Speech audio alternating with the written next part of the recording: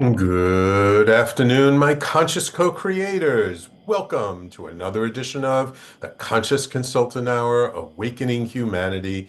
I am very, very pleased that you are all here with me today. We have a fascinating guest in store for you. We're going to have a magical conversation today. But first, of course, we have my blog post from a couple of years ago. Let me read that for you and talk about it, and then we'll bring our guest on. And this one is a kind of a cool one. Today's blog post is entitled "Magical Meetings Are Rare and So Precious." Making a special connection with someone is rare. Yet every now and then we come across someone who just feels right to us, who it feels natural to be with. And we know that this relationship feels different. It might be just a friend or a mentor, or it can end up being a lover. The person you might feel, the person might feel like a long lost brother or sister. What type of relationship it is does not really matter, for it is all about the resonance we feel with the other person that truly matters, and the resonance they feel with us. Intimacy is created in a very short time because the sense of safety is immediate. There are no airs and no posturing with each other, just a palatable presence. Because these types of connections are so rare, we treat them as more precious than gold, as more important than our own advancement.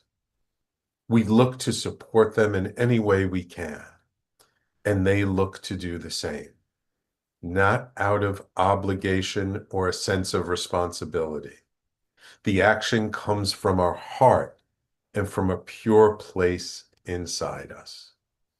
We may not know why we feel this connection and love for another.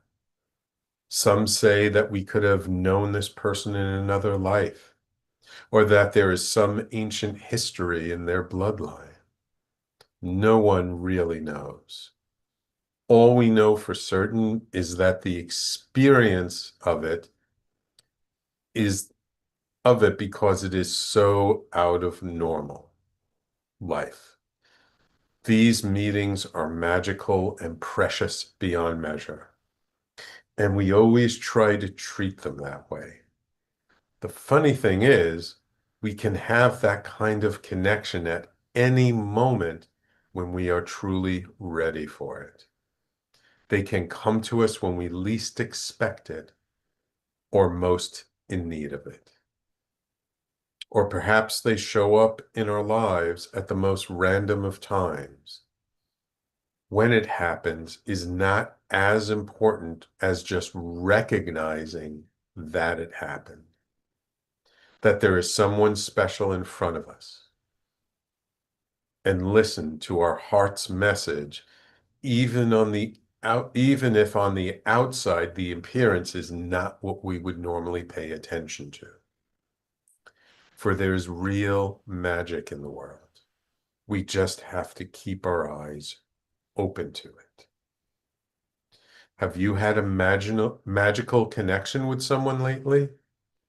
Were you present enough to recognize it when it happened? So I wrote this blog post a couple of years ago, and it was just after meeting somebody at an event. And we just, me and this guy, we just had a wonderful conversation, a deep connection. And it wasn't like we had that much in common. Like I was a native New Yorker, he grew up somewhere else.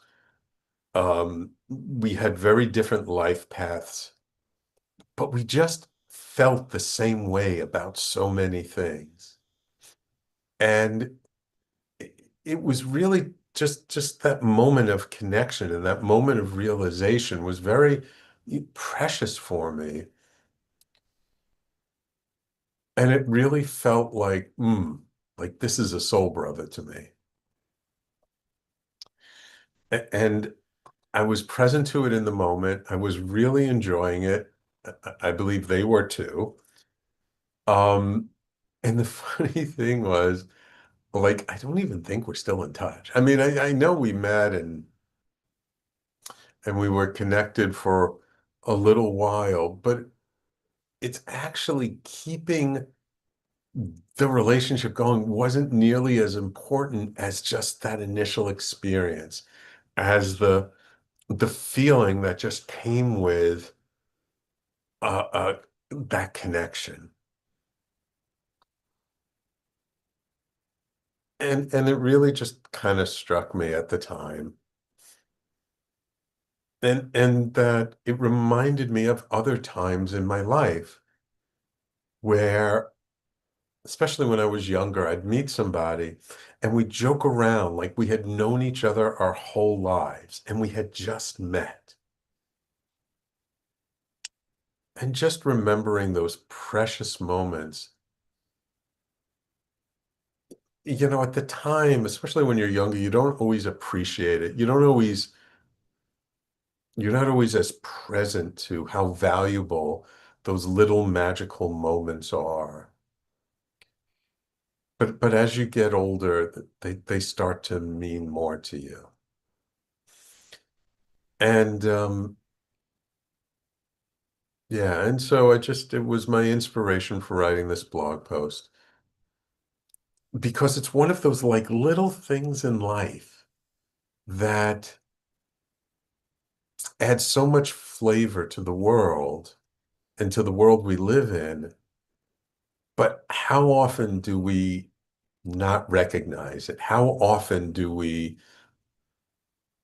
like, smile at it and then we move on with our lives and we don't take the time to really hold it in our hearts and really recognize how special and precious it is. So I guess my invitation for this week is look at your life. Look at the people you've met over the years. Whether you're still in touch with them or not, it doesn't matter. How many times have you had, and I'm sure it's not many, but just that little magical moment where you connected with someone where it just lit up your heart. And again, it could be a coworker, it could be a friend. It doesn't have to be a partner or a lover. It just needs to be someone that there was some sort of internal recognition of spirit that really lifted up both of your souls.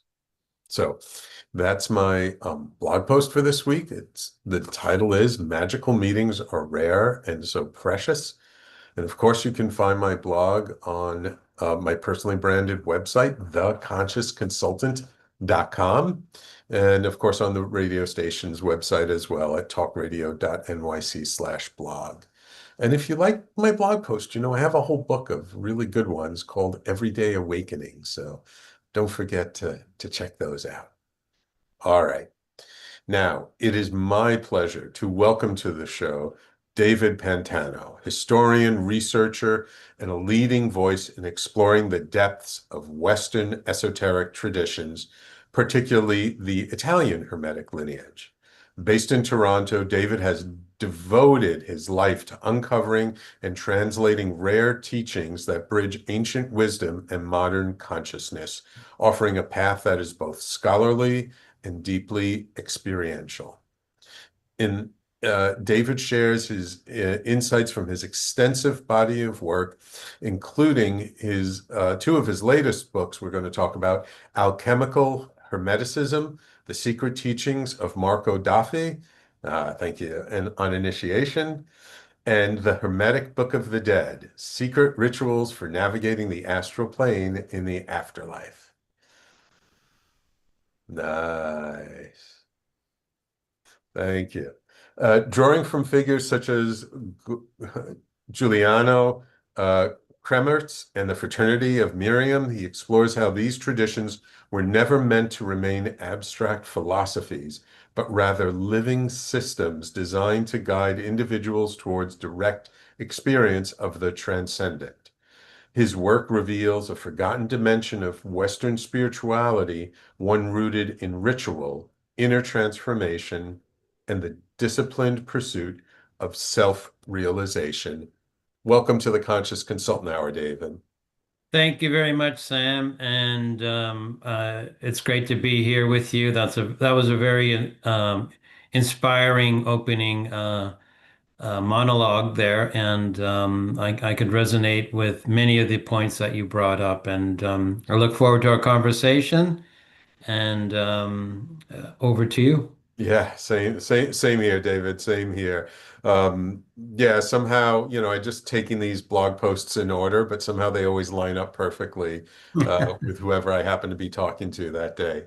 Um, I always like to start off giving the audience just a little bit of background, a little bit of perspective on my guest. So I just have to ask, like, what initially got you interested in these esoteric Western traditions? Everyone has sort of their own unique path that brings them to this kind of work. I'm just curious, what brought you to research this Yeah, kind of stuff? I mean that's a pretty broad question, because there, in my case, there wasn't one particular instance. I Okay. didn't have an awakening. The clouds didn't part, and a hand came down and said, you need to follow this path.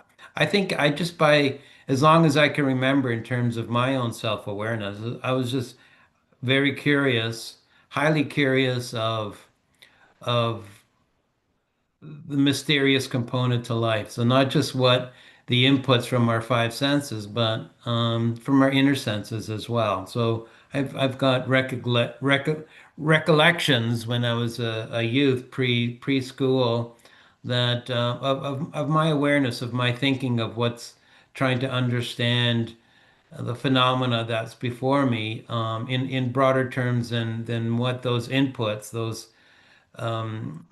physical inputs provided. So I think that was the impetus. And then as I got older and started reading more, it kind of calibrated my inner radar in terms of what I was interested in and what really resonated with me and what were some of these truth propositions that I could validate myself. So it was more of like a developmental inner awakening to trying to get a sense, an experience of a dimension that's more than what the five senses could provide.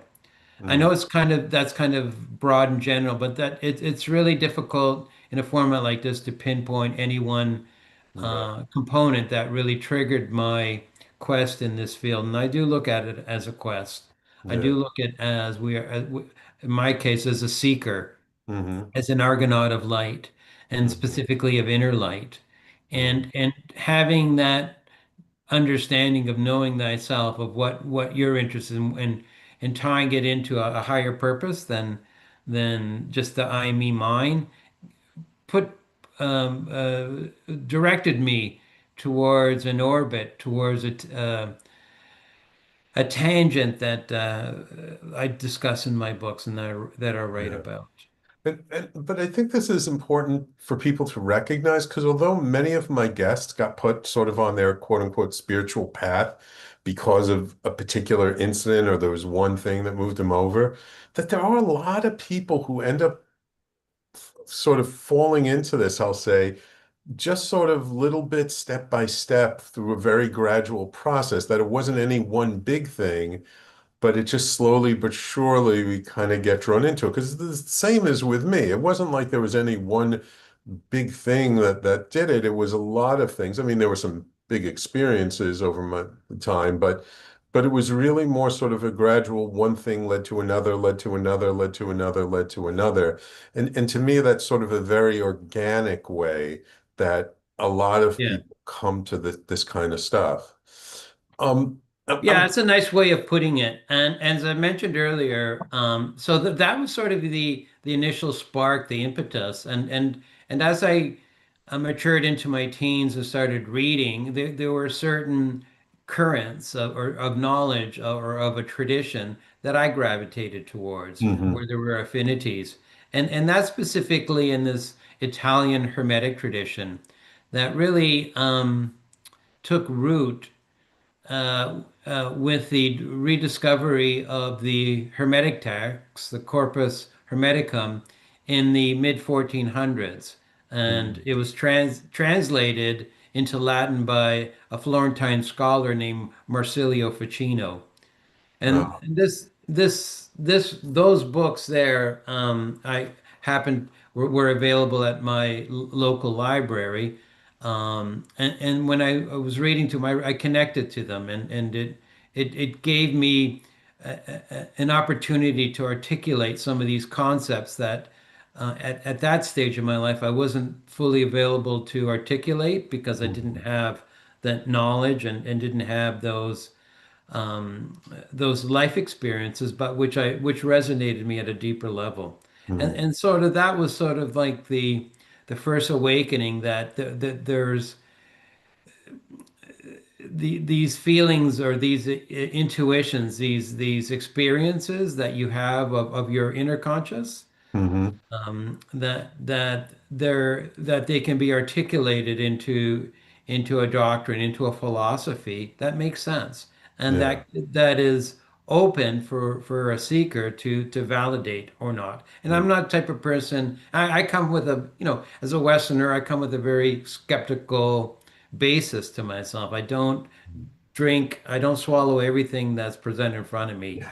I'm open to ideas. I'm open to concepts, open to perspectives. But with me, for such a things to really to take root, I need to validate that. So having firsthand experiences to put the practice or the practicum next to the doctrine or concept is sort of like the modus operandi that Yeah. rooted in me at an early age.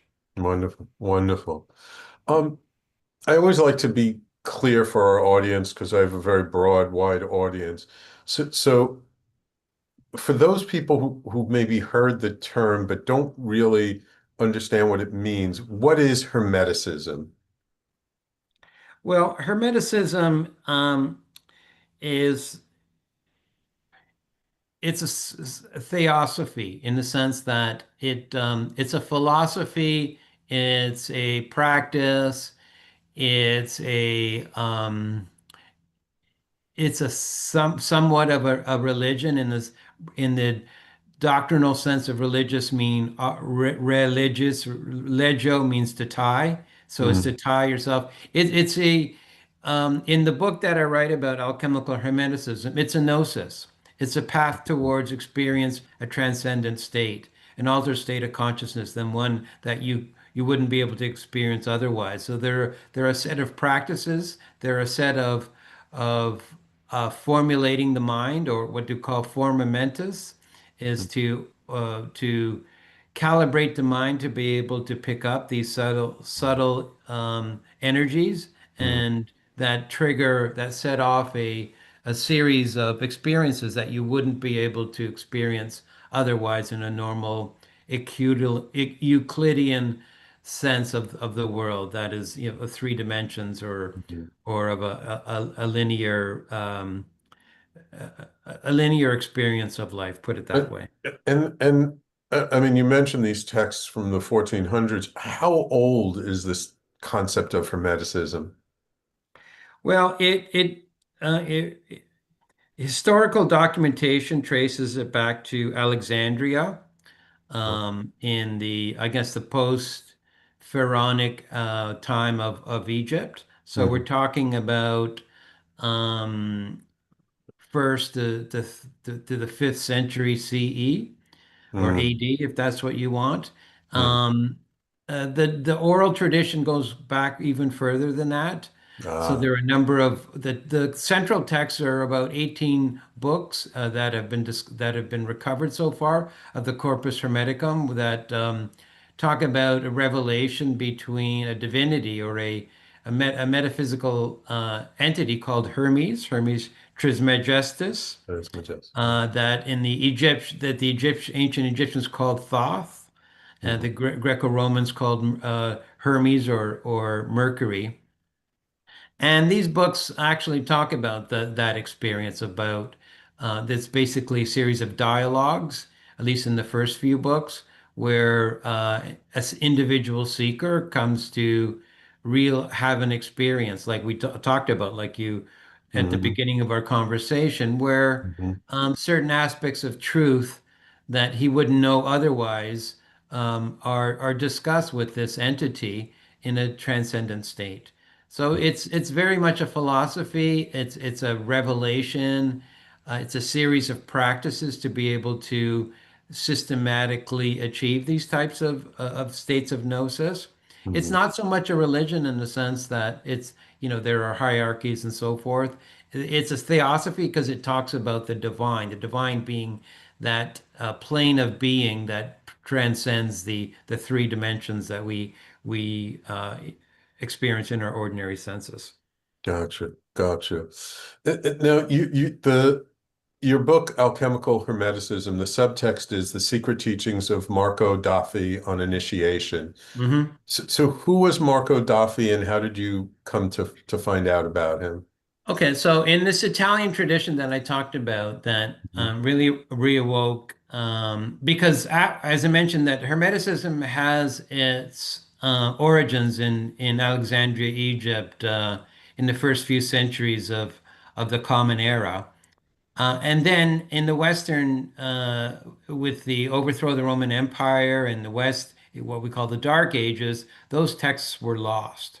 So Mm. there were prior to that, the Dark Ages, there were scholars, individuals who would be immersed or initiated in these hermetical doctrines and practices, but that became lost for about 1,000 years, and until a monk in Greece uncovered a text in a monastery that contained 15 books of the Corpus Hermeticum, and they were written in a hieratic language of Greek, and they were brought over to Florence to this court of the de Medici, and the leading scholar of the day, Marsilio Ficino, translated the 15 books, and then about three or four other books were rediscovered since that time, and and that sort of set off the basis of the Western esoteric tradition.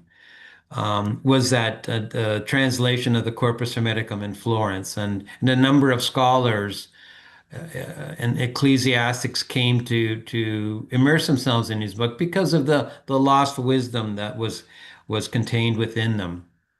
Yeah. So there, that nucleus of Hermetic tradition took root in Italy, and it kind of there's sort of like a esoteric chain that continued since the time of Ficino that included well-known figures in the esoteric circles such as Giordano Bruno, Cagliostro, all the way up to the 18th century, where we come across this magus called Giuliano Kremmerz, who was Mhm. a Neapolitan magus who focused on um, uh, his application of Hermeticism on healing. So similar to what Paracelsus would have done, the Swiss um, thaumaturge back in the 1500s. And Mhm.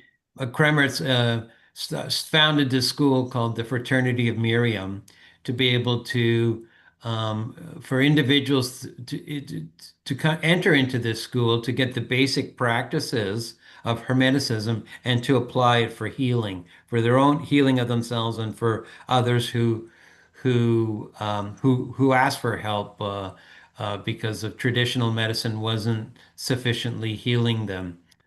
So that was sort of the foundational or the context. One of the wouldn't say a student, but an initiate named Prince or Baron Ricciardo Ricciardelli, who was Roman based, who was contemporary with Kremmerz, started a correspondence with him to become initiated, to learn these practices. And he took these practices to another level. Mm, He applied it more, in his case, not so much onto therapeutic means, but more for divination and for theurgy and for his own self-healing that he believed when he would enter into these transcendent states, he would have some past life experiences where ah, he was in a certain context where a, a transgression occurred that he was responsible for, and that he felt or that he experienced from this reliving this past life transgression had instilled a karmic impediment to his self-development, to his evolution, and that his role or his purpose in his current incarnation was to make right that wrong, so uh, he could evolve in his own spiritual trajectory. now, as you So said, this Marco was. Daffi Mhm. learned some of these practices from Kremmerz and from the school that Kremmerz belonged to, and he took it to do internal work called his internal laboratory to and he wrote and that he wrote in various letters and his own journals that expressed his own gnosis to identify what those impediments were and how he could correct them in an astral setting. Mm. No, this was back in the 1800s, right? This is long No, before this the is New actually Age. in the 1900s. Oh, in the This would be 1900s. so Kremers was to give some timelines. He was born in 1861, died in 1930. 1930. Marco Daffi, Marco Daffi is the name that his astral name, or the name that when he went into this past life regression, he identified that in a past life he was this um, a priest in this court of ancient Egypt, and his name was Marco Daff, and he converted it into a more of Italian sounding name called Marco Daffi, Gotcha. and that there was this transgression that he was responsible for that put a curse or put a karmic impediment to him, which Mm. which really infected his personality, specific his emotional personalities, and that affected his relations with his wife and with other family members. And when he went into these trances, that he was able to uncover these experiences on multiple occasions and then receive instructions from the school that Kremers was belonged to called the Egyptian order in terms of how to remedy them. So Mm. these inner practices form the basis of his alchemical hermeticism. So the alchemy behind it was to transform, as we know, alchemy is the art of transforming lead into gold. So for in Daffy's case, it was the transformation of his defective character into a Mhm. perfectible character, into one of balance and equilibrium, so he could realize what his true purpose in his life was. So that was the foundational components. It's written in a very highly philosophical manner. This is not, some new age visionary type of thing. It's Right. written with very in a Neoplatonic terminology that's very specific, and you can add in, I guess, some concepts of Jungian as well to provide the terminological context in terms of how he discovered what his inner defects were and how he went inside himself to convert those vices or karmic impediments into virtues. Now, this was the early 1900s. So, concepts like karma and like past lives is a very Eastern sort of concept. But were these concepts sort of these?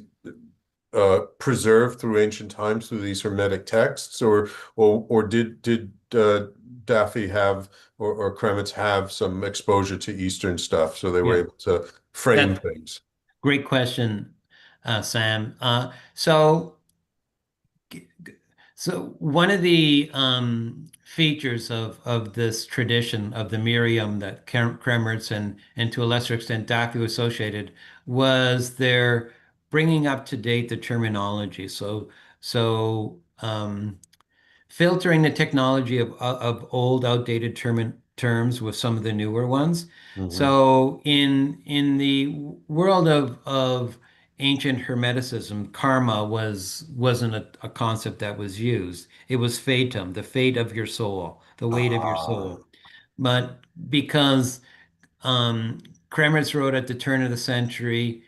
Daffy wrote up in the 50s and the 60s. They use more precise terminology that modern readers would understand to be able uh, to bring it into a more modern context. So that was one of the advantages or benefits of their work is that they took some of these arcane philosophical terms and brought them up to date to make it more accessible for the modern reader. okay, wonderful, wonderful. Okay, so we're going to take a quick break.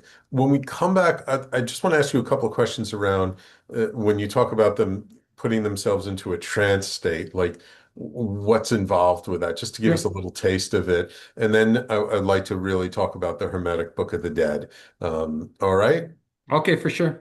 All right, great. So everyone, please stay tuned. You're listening to the Conscious Consultant Hour, Awakening Humanity. We do this every Wednesday now, 12 noon to 1 p.m. Eastern Time, right here on talkradio.nyc. And we'll be right back with our guest, David Pantano, author of the books Alchemical Hermeticism and the Hermetic Book of the Dead, in just a moment.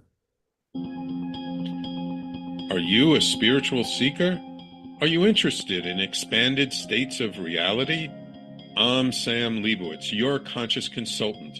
And on my show, The Conscious Consultant Hour, Awakening Humanity, we will dive into these topics with authors, teachers, researchers, and guides. Tune in at our new time, Wednesdays at 12 noon Eastern Time. That's the Conscious Consultant Hour, Wednesdays, 12 noon Eastern on talkradio.nyc. You're listening to Talk Radio NYC. Uplift, educate, empower.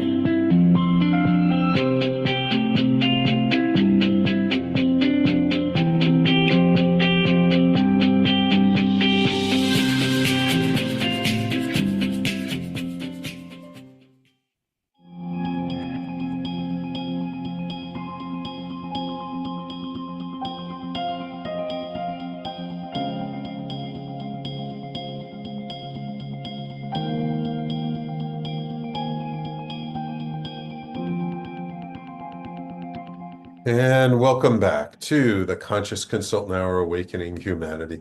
So David, you spoke before about how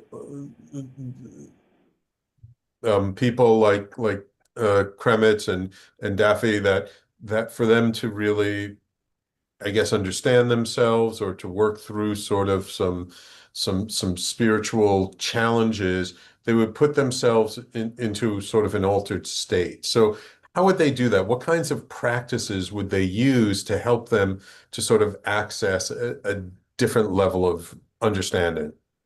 Okay, sure. So there's a technique in the Miriam called the state of mag. Hmm. And what that is, Kremers defines it as a lucid state of trance. So basically, it's a state of love, of not erotic love, but um, of a universal, transcendent, amorous state Hmm. that A creates sort of spiritual like a love. yeah, spiritual love, like an agape that the Hmm. Greeks would call Yeah. that the initiate would activate that create this inner corridor that their consciousness could detach from the more physical and somatic environments to go internally Hmm. and that would open up would enter into this astral field. And given the inclinations, given the training of the initiate, that they're accessible to inner experiences, figures, and images, and theurgical entities that are part of the environment that of their state of development. So the state of mag, which can be activated in a number of ways. It can be activated by doing meditation, doing a Mhm. silent meditation where the mind, your awareness just slowly peels away the external envelopes. So the physical senses, the inputs from the physical senses, any of the five sensory faculties, and then of the emotional inputs that we have, feelings, sensations, etc. And then of the mental chatter, all of that gets detached from your awareness Mhm. to enter into this primordial consciousness, this what they call in alchemy the prima, Mhm. and that is the starting point. And then what typically happens is once you reach at that level, that all sense of thinking, of feeling, of perceiving externally sort of fades away. Mhm. And then that can open up this inner channel where this inner spectrum becomes the new perceptible universe so that one can experience. Mhm. Mhm. So that's how I would describe it. It's Okay. this trance where one goes inside oneself to get outside of oneself, Mhm. and it's a process of filtering out the external influences. So your inner self, you Mhm. go to your core, what's called Mhm. the Newman. Mhm. That becomes a center of your consciousness. Mhm. And then through the training, as I mentioned, this channel will open up this inner universe where, given your state of development, your inclinations, what you love becomes visible in another dimension. Mhm. Just out of curiosity, have you been able to achieve that state yourself? Yes, definitely so. Yeah, Oh, cool, cool. speaking from experience. That's Uh, not how Kremmerz or Daffi describe it. They describe it as a gnosis. So it is, as I mentioned, as this transcendent state. But in terms right. of how I act, so I can activate that going for a walk, even Mm, going for a long drive in the car. mm, One eye on the road and the third eye opens. Or in a meditative, these is probably a meditative state. mhm, If one wants to enter into some sort of psychonautic or mhm, psychonavigation, then mhm, lying on the back and in a dead man's pose at mhm, certain transitional times of the day or night, I mhm, find are conducive to enter into the state of mag easily and then to have some of these transcendent experiences that are written about in the books. mhm. Interesting, interesting. Um, Now your newest book is the Hermetic Book of the Dead. I think most people have probably heard of the Tibetan Book of the Dead. What is the Hermetic Book of the Dead about? I mean, the subtext title is Secret Rituals for Navigating the Astral Plane in the Afterlife. Yeah, so the Hermetic Book of the Dead is a book I've been working on for the past 2 years, Hmm. 2 to 3 years. It's coming out in the fall of this year, so it hasn't been released yet. It's all completed with Inner Traditions, the publisher. And basically, it's a compendium of different writings from myself, from other seekers, or we call Argonauts of Light, that are contemporary from Italy, as Hmm. well as Kremmerz and Daffi, and other people from the School of Myriam. Hmm. And it provides both a doctrinal and practical means to enter into this astral plane and to experience one's consciousness in a manner that's not confined to one's physical self. Hmm. And that leads to exploring what other past initiates in this tradition have talked about in terms of past life experiences, and what some of the books, the archival material talk about in terms of um, uh, doctrinal expositions of how to prepare oneself for post-mortem realizations. So Mm, there's a philosophical component that explains what part of the human constitution is actually uh, survives that separation of the energetics body from the physical bodies. mhm, And Marco Daffi goes right very specifically into that. There's a series of articles called The Avatar in terms of the how consciousness when consciousness separates from the physical body, that the various states that it resides in, both latent and awakened, and how that they evolve into preparation for a new descent into a incarnation at a future time. mm. So, like I know with the Tibetan Book of the Dead, that there are various states, there are bardos, they're called, of like what happens after you pass. And so this is a sort of a hermetic version of that, where it's sort of, how to prepare yourself, what happens when you die, and what sort of path to take afterwards. So, but is something to prepare yourself for death? Or It's all of that. It's all of the above. It mm, also includes a ritual mhm, from Marco Daffi's inner laboratory that he did with other initiates called the Pharaonic Circle or the Andromeda Ring that allows the allows the seeker to conduct a psychurgic ritual, which is the weighing of the soul, the weighing of their karma before they actually transcend into another dimension. And mhm, in terms of, what is lacking or what needs to be worked on prior to that significant event occurring. So it includes also a ritual with diagrams explaining each stage of the ritual, the mhm, weighing of the soul, the feedback that one potentially could receive when one goes through this ritual to understand the quality of the material that one has when one is transitioning from one state of life to another. So, mhm, and it includes all that you mentioned as well.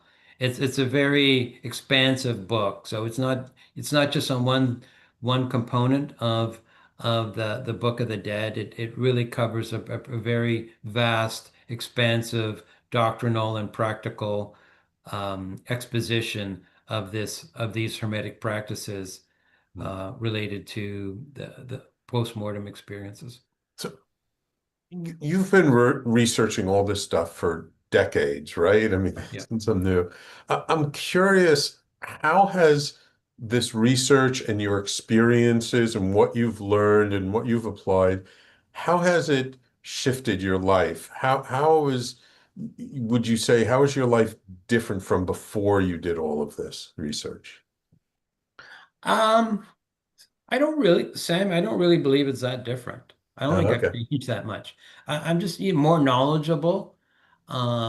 It's again, it's you. There's what I think how the terms I put. I have this like radar in terms of what interests me, Hmm. and like, and what that radar kind of guides me in terms of where to look and what to find. So Hmm. your inner disposition results in external circumstances, is what I believe. So you talked about earlier, I don't think you used the word, but synchronicities, in Hmm. terms of, Yes. and that's exactly what occurs.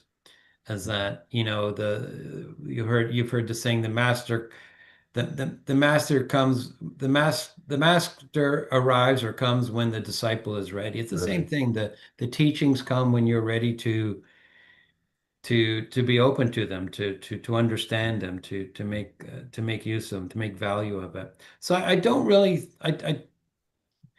the personality I have right now is not any different than when the camera's off or when I'm in other scenarios. I'm pretty consistent with that. And I Mm, think that's part of the work is that you when you do that inner work, especially in the negretto or the black stage, when you confront with your disturbances, mm, you really get a good sense of yourself. And then in the white state, when you clear that all out, and you integrate yourself. So rather having, different personality given different circumstances, or your mind's going off in a thousand different ways, you're much more monadic in terms of your mm, being, in terms of yourself. So, and I kind of, so that's probably the biggest change. Prior to that, I was much more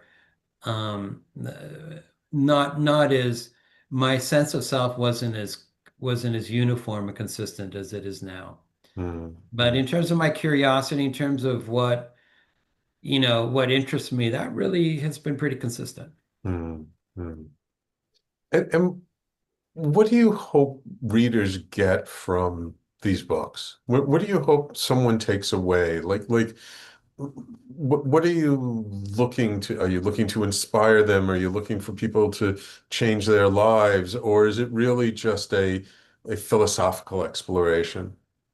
Yeah, I'm not a preacher. I don't um it's none of that. I mean, knowledge sharing, I think this material is valuable. It's valuable for me. It could be valuable for others. But Mm-hmm. readers, my interaction with readers, I'm very open with readers. If Hmm. you check out my social media, send me a note if you have my books and aspects of it, or you want further clarification. By all means, send me a note. I'm very open, and I've Mm. heard positive feedback. Oh, you're different. Most, writers of the occult or esoteric, they have this distance, and Right. not like that. I don't have anything to hide.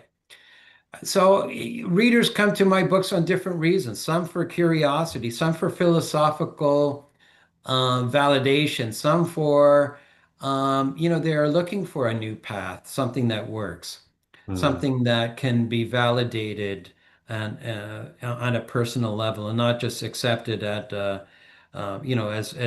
as words on a page. Mm. So there are different, the reason why I do is because it it fulfills my curiosity, but it's a philosophy, it's a practice that I've done myself and that I can validate and I can talk about through Mm. experiential matters.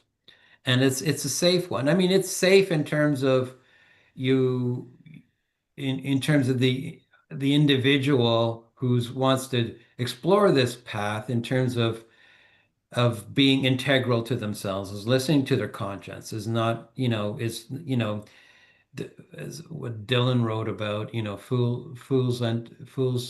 fools trek where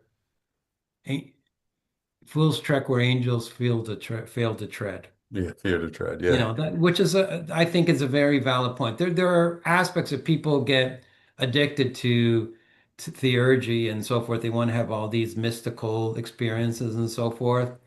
And you do get that, but that's not your goal. That's not I'm speaking from my first person. It's not your goal. Your goal is evolution. Your goal Hmm. is to transcend your limits. Your goal Hmm. is to correct your deficiencies, your disturbance, to be a better person, and to share that goodwill, that good energy, that vibe, with our fellow human beings. Uh, uh, That's mine. It could be yeah. different things for other people. I Yeah. got other people saying, I want to become an avatar. I want to be able to reincarnate. Can you get me on help me out in that type of thing? Uh, That's your path. That's your path. I don't preach. I'm not into proselytizing. gotcha. Yeah, Uh, and uh, that's where I'm coming from. I'm curious. You mentioned a couple of different organizations like the Fraternity of Myriam, and a couple of other groups that these older Hermetics were part of. Are any of those groups still active? Is the lineage, did it continue or did it stop Yeah, after years ago? well, that's a good question. The Fraternity of Miriam is still around, primarily based in Italy. Mm, It's fragmented, so it's ah, similar. It's not that dissimilar to the Golden Dawn, where you have a bunch of different groups competing with each other, and some are claiming lineage from so and so.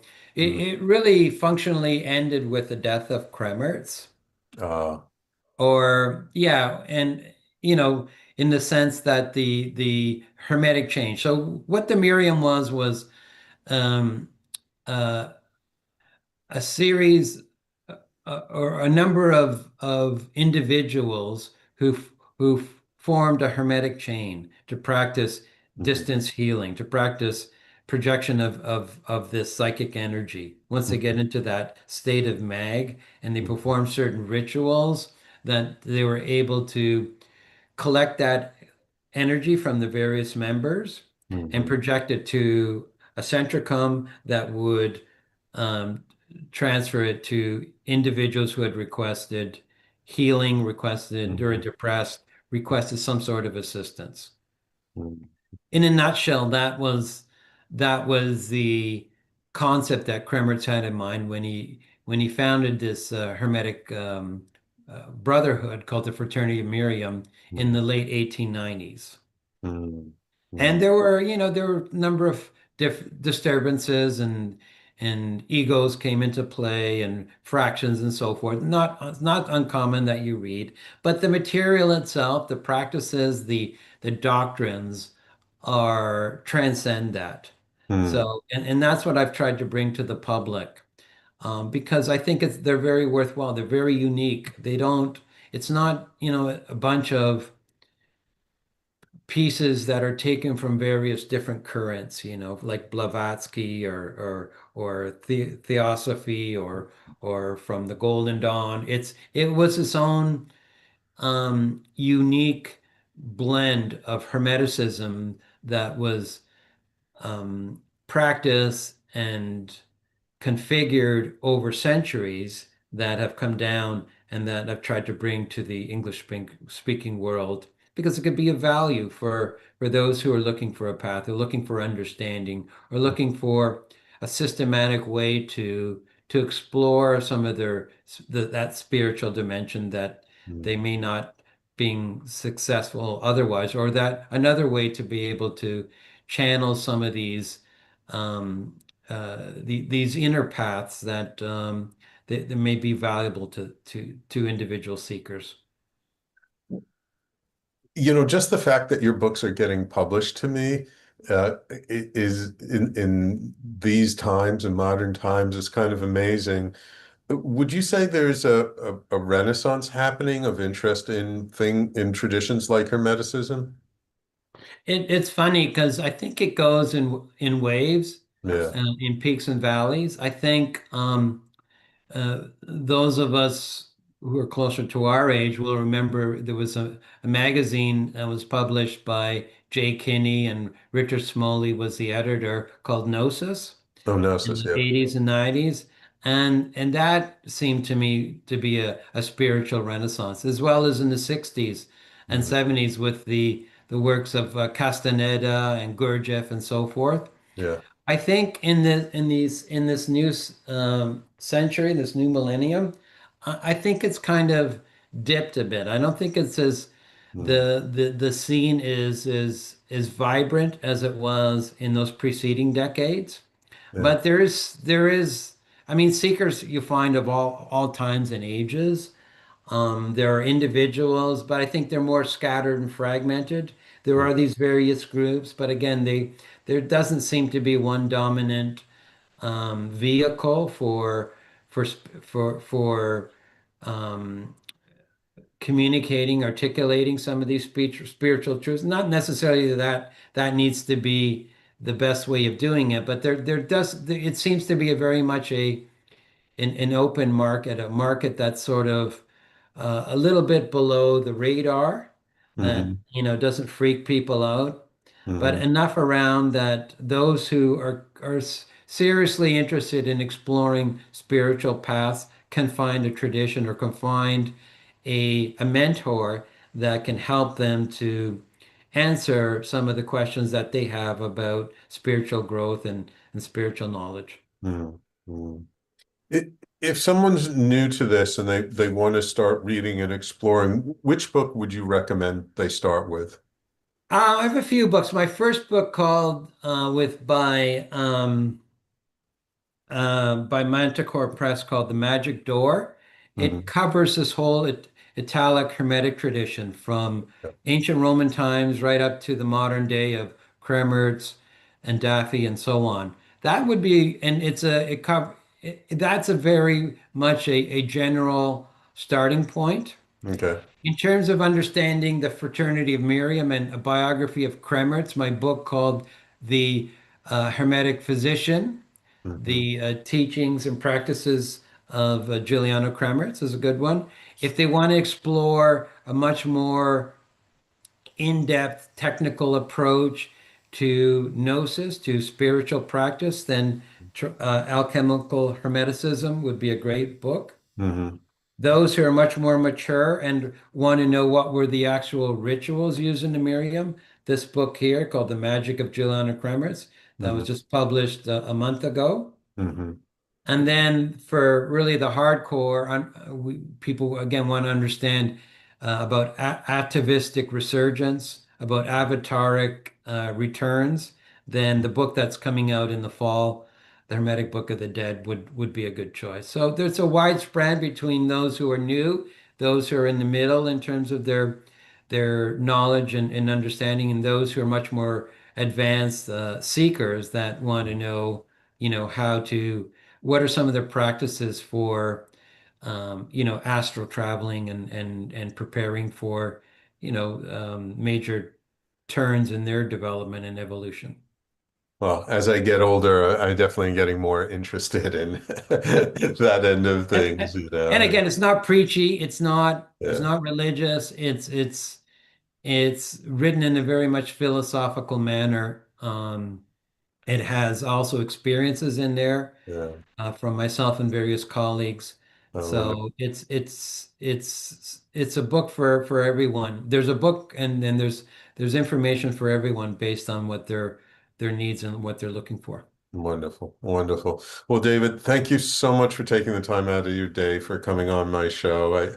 I could talk with you for hours. Unfortunately, I only have an hour to do the show. So, It was if great. people want to learn more about your work and or get in touch with you, what's the best place for them to find you? Yeah, they could either write to my publisher, Inner Traditions, or myself. Look on Facebook or Instagram or my other publisher, Manticore Press.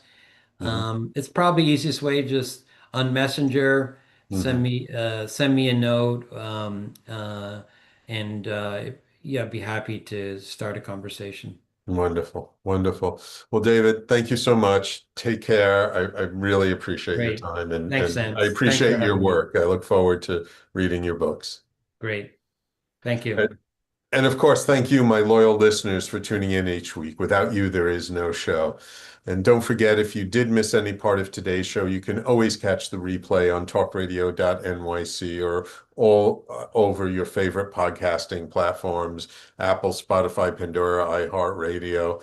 Take care, everyone. We will talk to you all next week.